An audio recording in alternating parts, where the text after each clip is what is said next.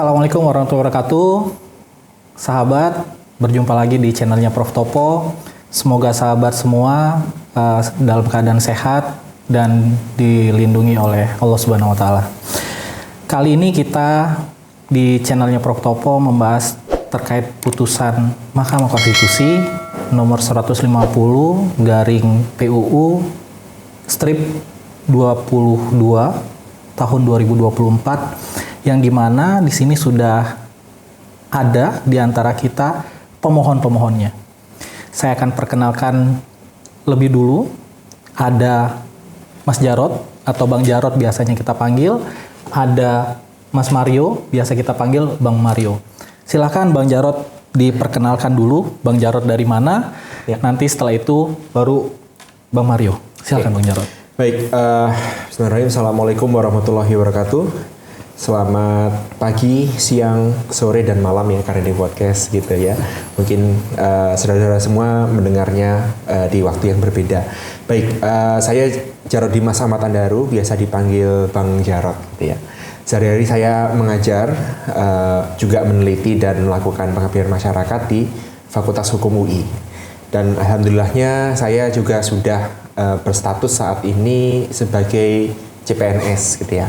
Sedang menunggu C-nya hilang, jadi bentar lagi lah kita doakan. Harap bersabar ya Mas. Iya, nggak tahu kapan jadi PNS, masih C aja, tapi ya sekarang masih CPNS dan memang kemarin gitu ya, setelah kemudian keluar SK-nya, saya ini sebenarnya juga bukan hanya pemohon saya, tapi juga banyak suara-suara di luar sana dosen-dosen ASN betul. Dan ini juga menjadi suatu concern publik setahu saya gitu kan. Saya sepakat. Termasuk teman-teman saya ASN yang menanyakan hal ini, terutama dosen hukum ya. Betul. Dosen hukum, mereka kemudian menanyakan apakah dosen hukum yang berstatus sebagai dosen ASN itu boleh beracara atau tidak?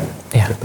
Sedangkan memang kalau misalkan dosen PTNBH non ASN ya mereka bebas gitu ya. Dan sedangkan bobot atau beban kerja kita sama gitu. Kita sama-sama mengisi BKD, sama-sama harus mengajar sekian SKS, harus melakukan penelitian, harus juga melakukan pengabdian masyarakat.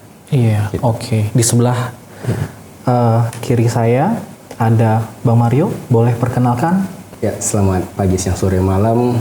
Assalamualaikum warahmatullahi wabarakatuh. Shalom, Om Swastiastu, Namo Buddhaya, salam kebajikan. Perkenalkan, saya Mario Ari Leonard Barus. Saya bekerja di LKBH PPSF UI yang kebetulan mungkin ditunjuk pada saat itu untuk menjadi kuasa hukum mewakili perkumpulan LKBH PT, Lembaga Konsultasi Bantuan Hukum Perguruan Tinggi yang menaungi seluruh perguruan tinggi di Indonesia, begitu. Jadi saya di sini menjadi kuasa hukum dari Mas Jarod, Mas Ahmad Madison waktu itu juga dan seorang mahasiswa Salsabila Syafiqa. Oke. Sahabat, dengan adanya putusan dari Mahkamah Konstitusi bahwa dosen PNS bisa menjadi lawyer di kasus pro bono, itu sebenarnya memberi banyak pertanyaan di masyarakat. Pasti ada pro dan kontra ya Bang Jarod ya, karena yang mengajukan juga bertanya-tanya gitu ya. Saya ngerasa bahwa masyarakat dan teman-teman sahabat-sahabat di luar sana juga merasa bahwa kok putusannya tidak sesuai dengan ekspektasi kita ya, atau malah melebihi ekspektasi kita.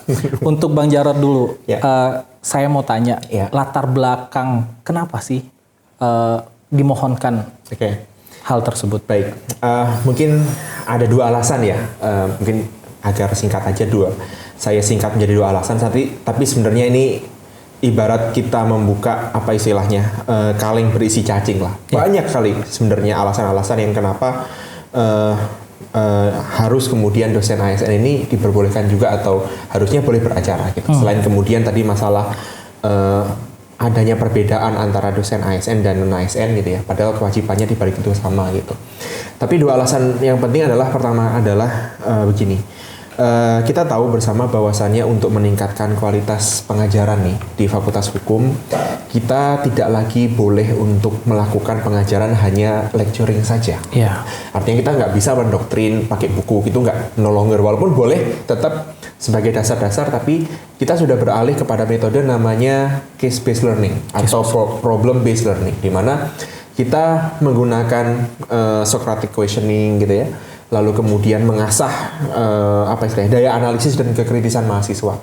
Dan memang materi yang kita ajarkan juga bukan hanya materi-materi yang sifatnya itu doktriner gitu, tapi lebih ke masalah-masalah nyata. Ya. Karena kan hukum ini kan berkembang terus ya. Oke. Ya walaupun kita ajarkan dasarnya, tapi setelah itu kita ajarkan prakteknya bagaimana. Ya. Nah, sedangkan kemudian begini, ketika kemudian dosen ini dipaksa untuk kemudian belajar mengajar secara praktis tadi itu ya, PBL dan case based learning, maka harus ada bekal yang dimiliki oleh si dosen ini. Bekalnya apa gitu? Selain dosennya sebagai peneliti atau sebagai pengabdi masyarakat. Oke. Nah, kalau saya sendiri memandang ya, beracara di pengadilan itu bukan kemudian menjadi lawyer gitu ya, itu bukan melulu untuk menambah penghasilan gitu. Bahkan saya tidak pernah terlintas di harapan saya karena untuk cari uang gitu. Yaitu nomor 3, nomor 4, nomor 5 gitu. Maksudnya bukan menjadi tujuan utama gitu kan. Tapi gini, saya memandang bahwasannya di keilmuan saya sendiri gitu ya, hukum kesehatan gitu.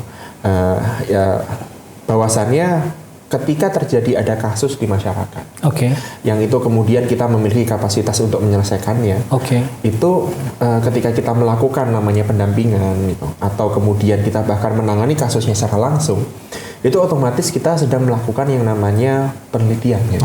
Karena kan hasil dari putusan tadi itu kan bisa menjadi suatu bentuk temuan hukum atau rechtsfinding. Iya, kan? betul sekali. Jadi kalau dari sejarah keilmuan saya sendiri, hukum kesehatan memang berawal dari kasus Dr. Stianingrum. Pada saat itu Dr. Stianingrum ini dibantu oleh salah satu seorang dosen ya dari Fakultas Hukum UI, namanya Pak Fred Amelin almarhum. Almarhum beliau. Ya memang kemudian ini yang kemudian menimbulkan suatu jurisprudensi yang mengawali hukum kesehatan dan hukum medis di Indonesia. Ya, sebelum tahun 92 dulu, kasusnya tahun 1980-an. Karena dianggap harusnya ada upaya hukum yang lebih maksimal, upaya medis yang lebih maksimal. Iya, gitu ya? jadi kasusnya Dr. Stianingrum itu adalah seorang dokter yang praktek gitu ya. Lalu kemudian dia sudah melakukan upaya maksimum, tapi tetap dibilang melakukan malpraktek karena kelalaian yang mengakibatkan meninggalnya orang. Padahal secara teori dia melakukan yang namanya defensive medicine. Dan ini memang dipelajari dari hukum kesehatan. Artinya dia nggak ada namanya mens rea, nggak ada namanya niat untuk menyelakai orang. Gitu. Dan dia bertindak sebatas dengan kemampuannya gitu. Nah itu kalau dari sisi hukum kesehatan, tapi kan kita nggak bahas hukum kesehatan saat ini. Jadi masalahnya gitu. Jadi ketika kemudian kalau saya pandang seorang dosen yang aktif gitu ya, update terkait hukum acara di pengadilan dan sebagainya gitu, otomatis dia akan terasah nih, terasah daya kritisnya, lalu bisa mengajarkan, oh ini ada putusan baru nih, putusannya menarik gitu ya, putusannya layak nih dibahas di kelas misalkan, penuh perdebatan kayak kemarin saya misalkan dalam hukum kesehatan membahas juga gitu ya, sebuah putusan yang cukup unik. Ketika misalkan ada seorang non apoteker menjual obat antibiotik. Nah harusnya kan diputus bersalah karena dia tidak punya lisensi apoteker untuk menjual antibiotik, tapi malah diputus dia mengedarkan obat berbahaya. Sedangkan obat antibiotiknya berizin gitu. Dia nggak berbahaya sama sekali. Tapi kenapa hakim memutusnya seperti itu? Nah itu kan sebenarnya suatu hal yang menarik dibahas dalam kelas. Dan itu hands on. Harus kita hands on ya. Itu yang pertama. Yang kedua adalah keinginan ini atau pemikiran ini muncul ketika saya melakukan pengabdian masyarakat gitu. Ya sebelum dulu saya menjadi dosen tetap, bahkan belum diangkat menjadi dosen gitu ya, masih membantu sebagai asisten, masih membantu dosen senior saya gitu, ikut pengabdian masyarakat kemana-mana dari mulai Pandeglang sampai ke Luwu Utara gitu. Dan ternyata saya temui masyarakat di daerah tersebut ketika dosen datang gitu ya, fakultas datang gitu ya, apalagi FHUI datang, yang mereka harapkan adalah tolong dong selesaikan masalah kami. Sedangkan kami datang dengan waktu yang terbatas gitu ya. Ya, dan tentu juga kalau misalkan dosen ASN kemampuan yang terbatas. Gitu. Kita tidak bisa kemudian, udah ini case-nya saya tolong gitu ya. Saya misalkan, ayo kita bikin class action, nanti saya jadi kuasa hukumnya. Jadi kesannya hanya konseling saja gitu ya, tidak bisa advokasi. Iya, betul. Dan itu yang kemudian menjadi suatu masukan dari masyarakat. Oh kalau kayak gitu nggak ada hasil apa-apa buat kami. Dan juga kemarin ada kebijakan baru ini kalau nggak salah ya. Iya. Karena saya juga aktif dari mengikuti Pengmas gitu ya, kebijakan dari UI gitu ya, maupun mungkin dari hibah-hibah yang ada juga. Mereka mensyaratkan bahwasannya harus ada hasilnya nih Pengmas. Kalau Hasil dari pengabdian masyarakat itu ya. Iya, kalau cuman kita datang ngasih brosur, ngasih PPT, Penjuluhan hasilnya. Iya. Sedangkan masalah awalnya adalah misalkan ada masyarakat yang banyak terjerat. Kalau di Sunda itu namanya adanya Bank Emok gitu. Itu semacam rentenir yang sering ke pengajian-pengajian gitu. Nah itu banyak terjerat seperti itu. Banyak yang sampai jual sawah, jual rumah. Masa kita cuma datang hindarin bank ini, itu riba, itu kemudian bisa jadi perkara gitu. Kan nggak mungkin. Iya. Harus kita kemudian selesaikan, kita dampingi kliennya gitu. Maksudnya masyarakatnya kita dampingi untuk membela hak-haknya. Dan itu tidak bisa dilakukan oleh seorang dosen ASN. Sedangkan dosen non ASN bisa gitu kan. Nah itu makanya menjadi suatu hal yang saya wonder lagi loh. Berarti antara dosen ASN sama non ASN itu berbeda dong. Padahal PKD-nya sama gitu kan. Sebentar kita tahan dulu di situ. Kita ke Bang Mario. Nanti akan kita bahas juga kesetaraan antara dosen non ASN, dosen ASN, juga dosen-dosen bagian tertentu yang mungkin tidak bersinggungan atau berkelindan dengan kasus-kasus pro bono. Nanti kita bahas. Oke, Bang Mario, putusan sudah keluar. Sebagai kuasa hukum, alamnya batinnya seperti apa menanggapi putusan tersebut? Baik, terima kasih. Mungkin ini saatnya menjelaskan sejarah dari pelaksanaan permohonan ini sendiri, karena dari situlah bisa kelihatan perasaan batin ini bagaimana sebenarnya sebagai kuasa hukum, mungkin juga sebagai pemohon ya. 50-50 sebenarnya. Jadi nggak bisa dibilang senang, nggak bisa dibilang sedih juga kayak gitu ya. Jadi 50-50 perasaan batinnya, karena sebenarnya ada harapan yang besar kayak gitu. Kalau kita lihat dari sejarahnya dari tahun 2000 sendiri sudah ada yang namanya dosen PNS menjadi advokat sebelum adanya undang-undang advokat, dan bahkan sudah ada yang namanya lokakarya kayak gitu. Jadi ini mau menjawab semua tanggapan yang kalau kita lihat dalam Instagram dari MK tentang PU 150 tentang dosen menjadi advokat itu, kok kayaknya tanggapannya ini nggak baca apa ya? Hanya sekedar membaca pertimbangan atau baca dari awal mengapa diajukan permohonan ini, latar belakang mengapa ada namanya dorongan untuk mengajukan permohonan ini. Bukan sekedar yang namanya ya mungkin orang melihat ini double penghasilan atau ini data itu apa enggak ini itu yang orang-orang lihatnya kayaknya secara tersirat atau secara bahkan ada yang secara langsung dalam Instagram MK itu. Ini yang perlu diperjelas bahwa ini merupakan suatu curahan sebenarnya, curahan hati dari para dosen PNS yang ingin menjadi advokat kayak gitu. Karena pada dasarnya dari dulu sendiri dosen PNS itu sudah menjadi advokat. Bahkan kalau kita baca hukum online tahun 2003 itu disebutkan ada kekecewaan sendiri dari para dosen sehingga ada yang harus meninggalkan PNS-nya. Saya lebih milih jadi advokat dong. Kayak gitu. Toh nanti dari advokat mungkin bisa jadi dosen yang tidak perlu PNS lagi gitu kan. Ini kan jadi suatu ketidakadilan juga gitu kan. Ada orang harus meninggalkan kayak gitu. Dan hal itu membuat orang jadi diam-diam dari dosen PNS ya diam-diam. Jadi ini mungkin harus dibahas juga, diam-diam jadi advokat. Dan itu memang sudah dibahas juga tahun 2017 ada lokakarya atau rapat kerja dari para LKBHPT seluruh Indonesia. Ada rapat kerjanya mengatakan ya kami terbatas, kami sebagai dosen PNS tidak bisa menjadi advokat. Padahal harapan masyarakat, kami sebagai dosen seperti dibilang tadi oleh Mas Jarod juga, harapan kami mereka juga bisa dong. Karena kalau bisa dibilang mungkin dosen ini memiliki nilai lebih plus dibandingkan advokat biasa. Karena apa? Karena dia tidak hanya belajar teorinya, tapi mempraktekkan teori praktek atau istilahnya sekarang prakademik, praktisi sekaligus akademik, practitioner akademik. Nah itu prakademik ini yang orang belum bisa, mungkin dalam permohonan kami mungkin belum dibaca. Ada di situ istilah prakademik dan disitulah yang diharapkan dosen jangan hanya sekedar penelitian, tapi penelitiannya benar-benar ayo dong kita lihat bagaimana kebutuhan masyarakat mengenai pendampingan hukum misalnya. Itu yang sebenarnya jadi permasalahan. Terima kasih. Bang Jarod, dalam putusan itu saya menggarismerahi ada 3 pro dan kontra besar nih Bang Jarod. Pertama, dosen ASN dan dosen non ASN. Sewaktu teman-teman mengajukan permohonan tersebut, ada harapan dosen-dosen ASN untuk, oh kalau seandainya ini disetujui atau dikeluarkan putusan diterima, maka kita sebagai dosen PNS punya tambahan pundi-pundi penghasilan nih, gitu ya. Sama seperti dosen-dosen non ASN gitu. Tapi ternyata MK mengeluarkan amar putusannya dalam 7 poin itu, salah satunya bahwa tidak boleh membentuk kantor hukum sendiri gitu ya. Terus harus berdasarkan pusat bantuan hukum di universitas gitu. Itu kalau masyarakat melihat itu ada pro dan kontra. Menurut Mas Jarod seperti apa? Bagi saya begini, memang ini hasilnya itu ya banyak lah ya istilahnya. Pesan-pesan gitu yang dikirimkan, komen maupun omongan-omongan yang bagi saya berat gitu. Artinya saya juga banyak juga kemudian ya dicemooh gitu ya. Kemudian yang menyatakan ya kamu ASN udah pengabdi negara, kamu gak bersyukur sih jadi ASN gitu. Itu juga terkait kode etik, nanti saya akan tanyakan itu. Padahal juga saya nggak pernah merasa bahwasannya jadi advokat itu kemudian melanggar sumpah saya sebagai ASN, enggak. Betul. Karena kan ini kan sebagai pengabdian bagi masyarakat, bagi masyarakat, bagi negara.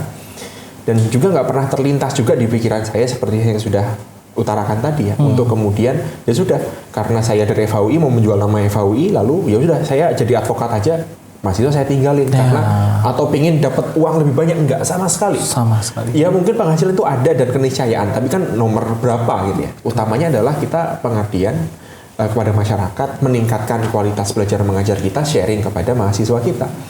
Ya seperti yang saya kemudian ketahui gitu ya, misalkan rekan saya yang mungkin jadi dosen di luar negeri gitu ya, jadi dosen hukum di luar negeri, ya mereka kemudian praktek sama dosen itu sangat hal yang lumrah gitu. Bahkan fakultas punya klinik hukum ya, bahkan mahasiswanya diajak under their wings gitu ya, jadi wingman-nya, jadi asistennya, jadi apa istilahnya, jadi ya associate-nya gitu untuk ikut dosennya beracara, dan itu setelah itu hasilnya dibahas di kelas, itu suatu hal yang sifatnya lumrah.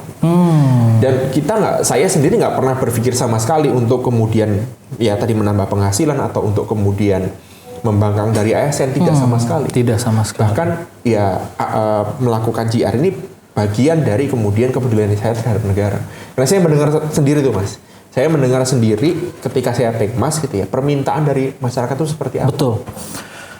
Ada rasa kekecewaan masyarakat menurut saya pada saat kita pengabdian masyarakat dan permintaan dari masyarakat untuk didampingi, kita tidak dapat mendampingi, itu sangat kecewa. Saya sangat yakin itu.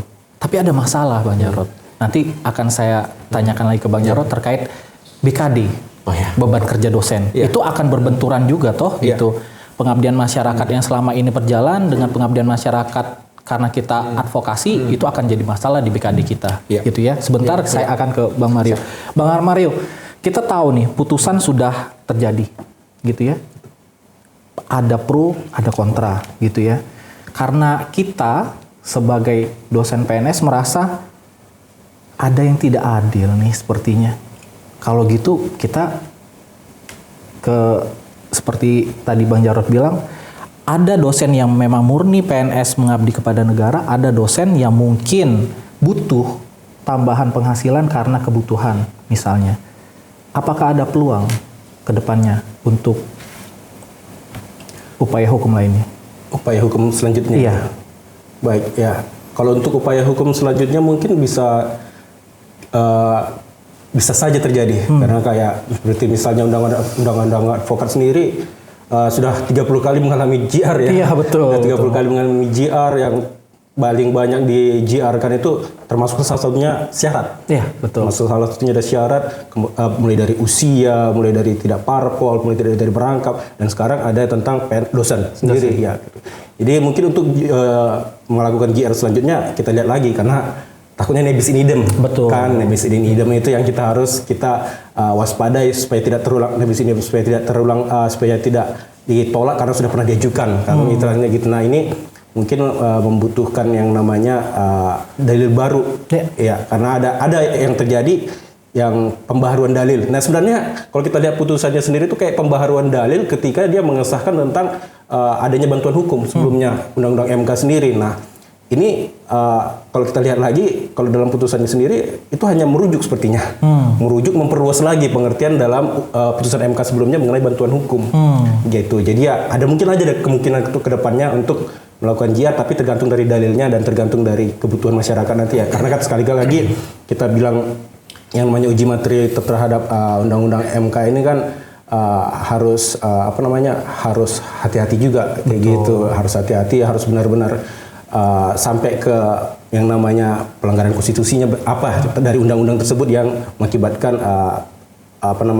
mengakibatkan hak konstitusi orang yang terganggu kan. Jadi memang itu yang harus dilihat pasal mana lagi nih, atau misalnya kalaupun pasal yang sama dalilnya apa lagi, kayak gitu. Itu yang mungkin harapan kedepannya supaya apa yang dalam permohonan itu, apa yang menjadi cita-cita dari para dosen-dosen ini ya, khususnya yang PNS ini bisa dapat tercapai. Bahkan yang menarik juga ada masuk email ke LKBH UI sendiri menanyakan kepada kami bagaimana status kami yang tidak dosen tapi bekerja di perguruan tinggi, apakah bisa ikut mendampingi? Tapi kan PNS, saya jadi advokat, nah itu jadi pertanyaan juga memang gitu, hal-hal yang baru juga begitu. Tapi sebenarnya dengan adanya putusan ini menjadi batu loncatan sebenarnya ya, bahwa atas judicial review yang sudah selama ini terjadi 30 permohonan tapi ditolak, dan saat ini kita punya angin segar lah sedikit bahwa kemungkinan ada perubahan baik ke depannya gitu ya. Oh bukan, maksudnya 30 itu 30 kali terhadap undang-undang advokat? Iya. Tapi kalau untuk judicial review itu terhadap dosen PNS baru sekali? Baru sekali ini ya? Iya. Gitu. Tapi itu memang seperti saya bilang tadi merupakan perkembangan justru dari putusan MK sebelumnya mengenai bantuan hukum. Iya, gitu. Oke. Balik lagi ke Bang Jarod. Bang Jarod, tadi saya sempat menyinggung masalah BKD. Kita ini dosen PNS. Kita terikat dengan aturan sebagai pegawai negeri sipil. Lawyer itu terikat terhadap kode etik. Advokat pasti gitu. Sekarang pertanyaannya, apabila dosen PNS atau ASN itu juga menjalankan profesinya sebagai advokat, dia tunduk di mana? Oke, menarik nih. Karena begini, memang ini sempat jadi perbincangan juga ya di teman-teman saya sesama ASN dosen hukum gitu kan, apalagi yang ASN baru gitu. Ya nggak hanya dari FHUI aja gitu kan, di luar FHUI juga. Intinya gini, ada banyak pertanyaan juga, apakah ketika kita mendampingi seorang tersangka, tersangka tindak pidana, kan memang kalau misalkan dalam hukum pidana itu siapa pelakunya melawan negara pasti kita versus negara, karena yang dilanggar adalah hukum pidana sifatnya umum. Nah, apakah ketika kita mewakili orang yang kemudian melawan negara ini sama dengan kita melawan negara? Nah, itu yang kemudian jadi pertanyaannya. Tapi sebenarnya simpel, kembali lagi kepada konsep dari beracara di pengadilan. Kalau ini pemahaman saya ya, kalau pemahaman saya beracara di pengadilan itu bukan sedang kita berantem, bukan kita sedang musuh-musuhan gitu. Yang kita lakukan adalah secara baik-baik, secara akademik bahkan, karena kan ada dasar, nggak hanya dasar undang-undangnya, ada teori akademiknya, bagaimana cara melakukan pembuktian di pengadilan dan sebagainya, itu bisa kita samakan. Menurut saya sama dengan kemudian melakukan yang namanya penelitian, ya kan, ada evidence base, ya kan.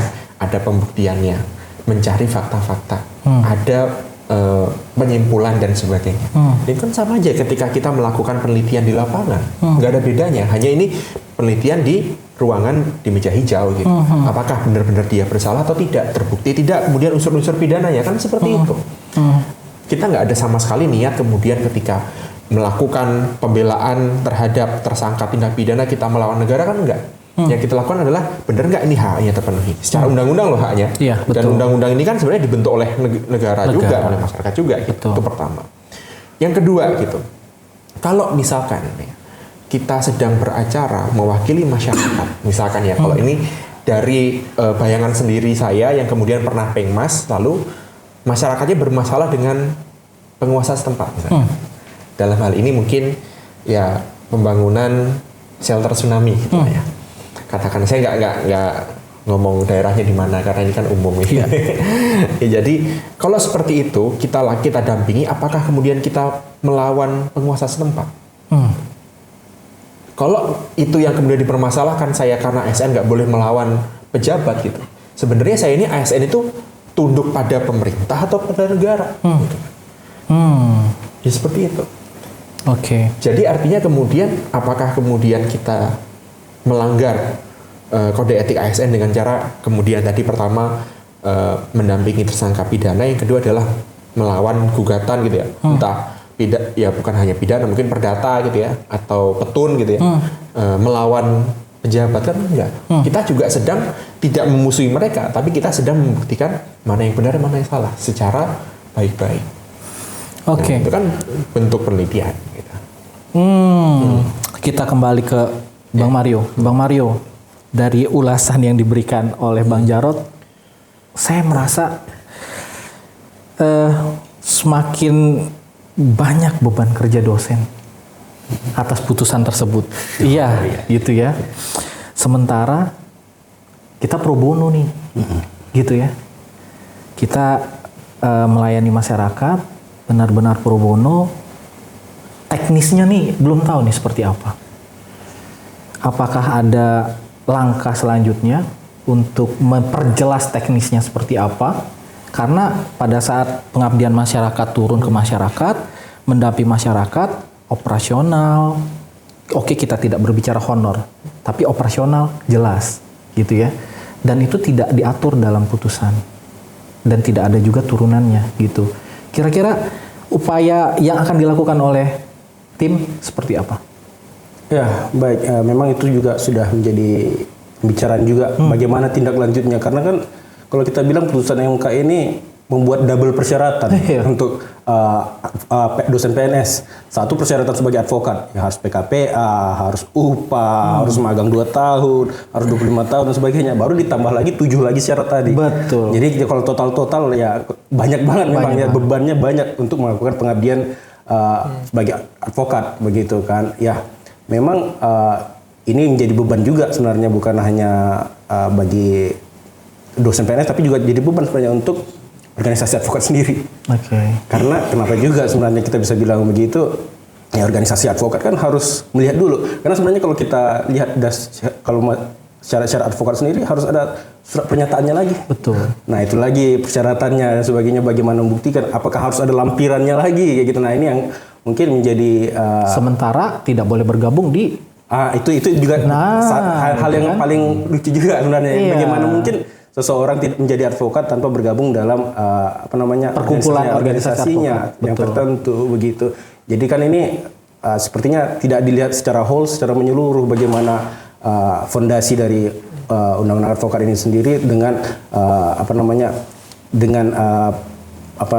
persyaratan-persyaratan yang ada kayak gitu ya. Apalagi kalau kita lihat sendiri dalam permohonan kan sebenarnya kalau dibilang pro bono nggak bisa semua dianggap sama rata pro bono begitu.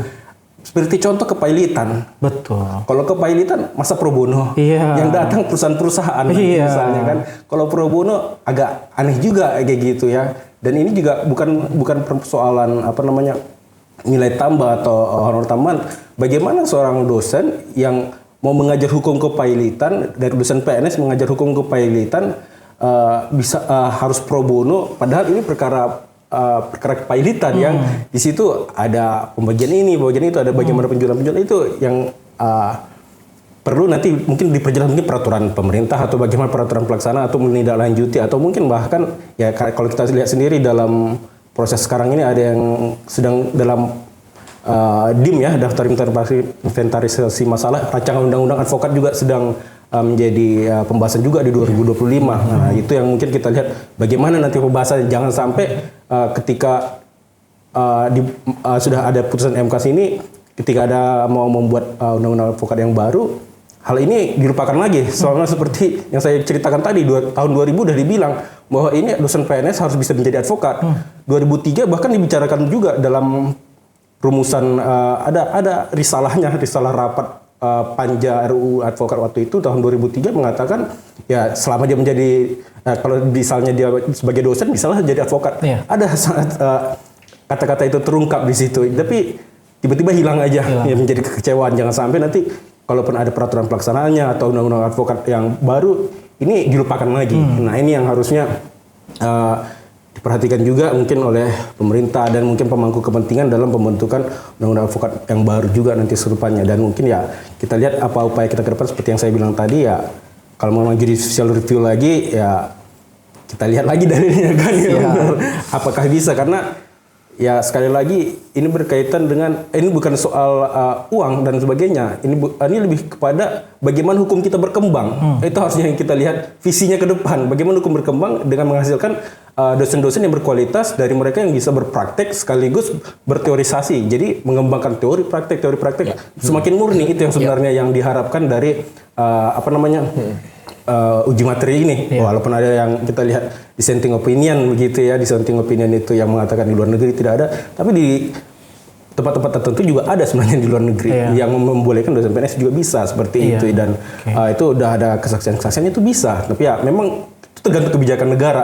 Apakah negara ingin kedepannya membuat hukum ini menjadi semakin maju atau ya tetap merosot dengan ya orang-orang yang hanya pendidikan saja tapi tanpa adanya pengabdian seperti itu. Oke, sahabat, kita sudah masuk dalam penghujung podcast kita karena memang tidak banyak waktu yang kita miliki. Sekali lagi mohon maaf, tapi bahasan ini cukup konflik. Cukup beragam respon yang diberikan oleh masyarakat. Tadi seharusnya saya tanyakan dulu kepada Bang Mario apa harapannya, tapi sudah dijelaskan sama Bang Mario harapannya dari sisi Bang Mario. Mungkin sebagai penutup kita tanyakan ke Bang Jarod, apa harapan Bang setelah putusan ini keluar? Baik, pada awalnya sih saya tidak terpikir ini akan dikabulkan ya. Karena menghadiri sidangnya itu kita ya banyak dicecar lah. Mau ngapain ASN udah nggak bersyukur dan lain-lain lah ya. Harusnya kemudian nggak boleh mengabdi ke negara, nggak boleh nyari uang di mana-mana. Ya sebenarnya saya nggak punya harapan sama sekali untuk ini dikabulkan. Tapi alhamdulillah sekali, ya itu kuasa Allah juga ya. Amin. Karena mungkin ya Bismillah doanya banyak nih dari masyarakat juga gitu yang mengharapkan akhirnya diperbolehkan, walaupun secercah gitu ya. Sebagian aja itu saya sudah sangat bersyukur alhamdulillah.